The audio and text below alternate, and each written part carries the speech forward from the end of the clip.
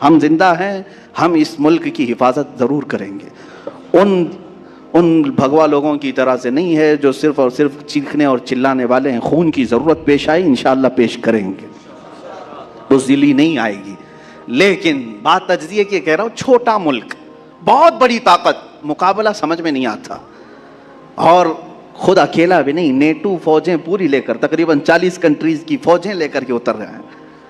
مارا بھی, توڑا بھی, ختم بھی کیا. 20 سال کے بعد حاصل کیا ہوا پتہ نہیں چل رہا ابھی تک. بھائی دوسری جنگیں پیٹرول چرانے کے لیے, تیل چرانے کے لیے ہوئی, یہاں کیا چرانے کے لیے آئے تھے؟ کبھی آپ نے سوچا یہاں کیا چرانے آئے تھے؟ عراق میں تو سمجھ میں آتا ہے کہ زبردستی نافذ کر کے وہاں سے پورا تیل چرا کے لے گئے. دوسری جگہوں پر اپنی قوت جمانی. یہاں کیا تھا تمہارا, کیا تکلیف کیا تھی؟ میں آپ کو راز بتا دوں, وہ بہت بڑا سپر پاور, وہ بہت بڑی طاقت, اور ایک بہت چھوٹا سا ملک. تکلیف کس بات کی؟ بہانہ تو بنایا تھا القاعدہ کا. خیر ٹھیک ہے. اچھا ایک بات یہ بھی آپ کو میں بتاؤں, تاریخ میں پیچھے جائیے تھوڑے 6-7 سال پہلے, بلکہ یہ جنگ شروع ہوئی 2001 میں. کس بات پر؟ کہ ابن لادن کو ہمارے حوالے کرو. انہوں نے منع کیا, یہی ایک وجہ تھی جنگ کی. بن لادن کو ہمارے حوالے کرو, ہمارے حوالے کرو. امریکہ اتر پڑا, مارا. 14 سال کے بعد پتہ چلتا ہے کہ وہ تو پاکستان میں تھا.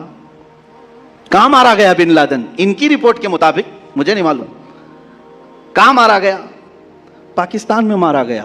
تو پھر افغانستان میں کس کے لیے لڑ رہے تھے؟ اگر وہ وہاں بیٹھا تھا تو افغانستان میں کیوں لڑے؟ مر گیا بن لادن تو پھر 6 سال تک کیوں بیٹھے رہے؟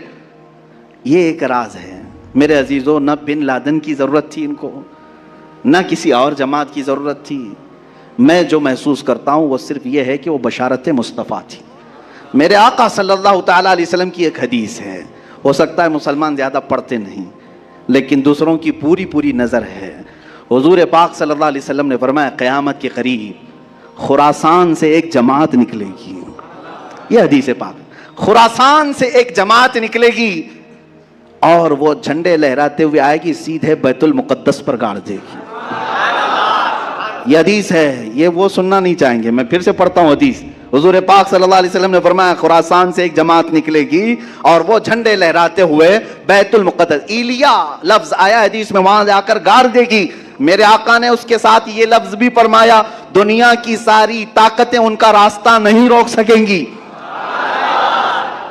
ٹینشن اس بات کا ہے. اب آپ خراسان کس کو کہتے ہیں یہ اب میں آپ کے حوالے چھوڑتا ہوں, تلاش کر کے لاؤ کہ خراسان کس کو کہتے ہیں, خراسان کہاں ہے. یہ تھوڑا بہت تو آپ کو بھی محنت کرنی پڑے گی. پورا میں کھل کر کے بولوں تو بہت سارے لوگوں کو پھر تکلیف ہو جائے گی کہ اچھا خراسان کی یہ حدیث پھر سے آپ اسی پر فٹ کر رہے ہیں. نہیں, میں تو حضور کی حدیث سنا رہا ہوں کہ خراسان سے ایک جماعت نکلے گی. یہی ڈر تھا بڑی طاقت کو کہ وہاں سے کوئی جماعت نہ نکلے جو اسرائیل کے تک آ سکے, جو بیت المقدس تک آ سکے. اپنی ناجائز اولاد کو بچانا تھا, اس لیے کہ وہاں سے کوئی آنے والا یا اٹھنے والا دکھے تو بار بار حملے کیے جائیں گے. تم 1000 حملے کر لو لیکن فرمان مصطفیٰ ہو کر رہے گا. میرے آقا صلی اللہ تعالیٰ علیہ وسلم نے جو فرمایا وہ ہو کر رہے گا. مجھے ان کے سیاسی معاملات سے کوئی شغف نہیں, کوئی تعلق نہیں. مجھے اس کے متعلق کوئی اپنی حتمی رائے نہیں ہے. محض میں نے ایک تجزیہ پیش کیا ہے کہ صرف اگر کسی نے کہہ دیا کہ ہمارا لیڈر امیر المومنین ہوگا تو دنیا میں بھونچال آ گیا. عزیزان گرامی, اسی لیے ہم کہتے ہیں بار بار خلفائے راشدین کا ذکر کرو اور کثرت سے امیر المومنین کا لفظ بھی استعمال کرو تاکہ سننے والوں کو پتہ چلے یہ صرف ماضی کی تاریخ نہیں ہے, مستقبل میں امیر المومنین پیدا ہو سکتا ہے. اور حضور اکرم صلی اللہ علیہ وسلم نے بشارت دی ہے کہ خلافت علی منہاج النبوہ. کوئی میری تقریر کو توڑ مروڑ کر کے نہ کہہ دے کہ پوری فضیلت افغانستان پہ بیان کرے. نہیں, میرا ایسا کوئی انٹینشن نہیں ہے. میں صرف یہ کہہ رہا ہوں میرے آقا نے فرمایا خلافت قائم ہوگی اور وہ حضرت امام مہدی کے زمانے میں ہوگی. امام مہدی خلیفہ راشد ہوں گے. جیسے یہ چاروں خلفائے راشدین نے اپنی زندگی میں خلافت کی ہے ویسے ہی امام مہدی بھی اپنے زمانے میں خلافت فرمائیں گے. اللہ ہمیں وہ زمانہ بھی قریب نظر دکھا دے اور ہمیں حضرت امام مہدی کی فوج میں شامل فرمائے. یہ ہماری بڑی تمنا ہے. اللہ تعالیٰ عروج اسلام ہمیں عطا فرمائے اور عروج اہل سنت ہمیں عطا کرے. عزیزان گرامی, بات ہماری دیگر طرف نہ نکل جائے. حضرت عثمان غنی رضی اللہ تعالیٰ عنہ، حضرت علی کرم اللہ وجہہ الکریم کی بارگاہ میں ہم مختصر خراج عقیدت ضرور پیش کریں.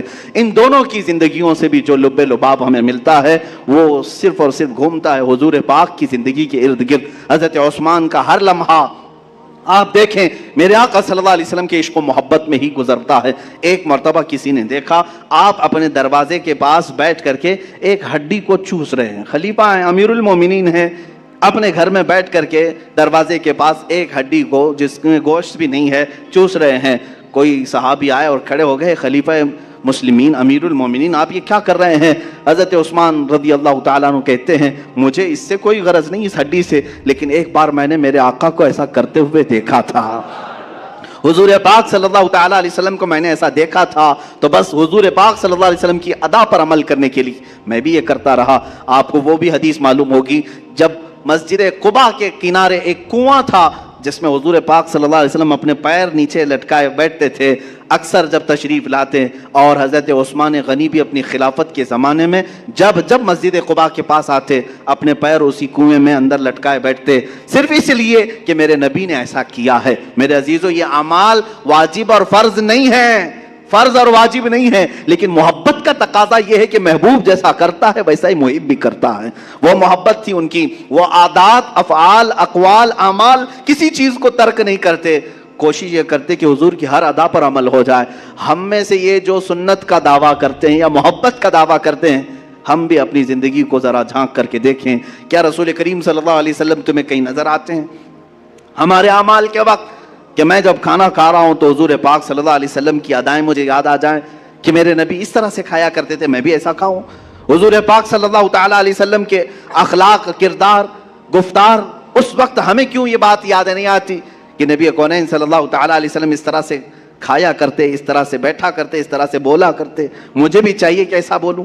صحابہ کرام کی یہی محبت تو ہے، یہ خلفائے راشدین کی محبت تو دیکھیں. رسول کریم صلی اللہ علیہ وسلم کی ایک حدیث صحابی بیان کرتے ہیں، کہتے ہیں کہ اللہ تعالیٰ علم کو قیامت کے دن قریب اٹھا لے گا. صحابہ نے پوچھا علم کیسے اٹھایا جائے گا؟ حضور نے فرمایا اللہ تعالیٰ یوں نہیں اٹھاتا، میرا ہاتھ دیکھ رہے انگلیاں، بلکہ علماء کو ان کے درمیان سے اٹھا لیتا ہے تو علم ختم ہوتا ہے. قیامت کے قریب علم ختم ہونے لگ جائے گا، علماء اٹھتے چلے جائیں گے. یہ جو میں نے آپ کو بتایا حدیث بیچ میں کیوں؟ صحابی رسول جب بھی اس حدیث کو بیان کرتے ہیں تو اپنی یہ انگلیاں ہاتھ کی یہ انگلیوں میں ڈال کر کے یوں بتاتے ہیں کھینچ کر کے کہ علم اس طرح سے نہیں نکالا جائے گا. صحابہ سے پوچھتے آپ ہر بار حدیث بیان کرتے ہیں، یوں بیان کرتے ہیں؟ کہا اس لیے کہ رسول پاک نے جب بیان کیا تھا تو ایسا اشارہ فرمایا تھا. صحابہ کا یہ عمل ہے کہ وہ اس اشارے کو بھی ترک نہیں کرتے حدیث بیان کرنے کے وقت. ایک حدیث ہے جس کو حدیث مصافحہ کہتے ہیں، آج تک وہ رواج ہے محدثین کے درمیان، جب وہ حدیث بیان کی جاتی ہے تو مصافحہ کر کے بیان کی جاتی، کیونکہ جب میرے آقا نے بیان کیا تھا جس صحابی کو تو مصافحہ کر کے بیان کیا تھا. عزیزان گرامی یہی تو اصل زندگی تھی جو انہوں نے لازم پکڑ لیا تھا حضور کی ہر ادا کو، حضور کی ہر ادا کو. اسی کو اقبال نے کہا تھا ان کے جو ہم غلام تھے خلق کے پیشوا رہے، ان سے پھرے جہاں پھرا پھر آئی کمی وقار میں. حضور کی غلامی عروج کا اصل راز ہے.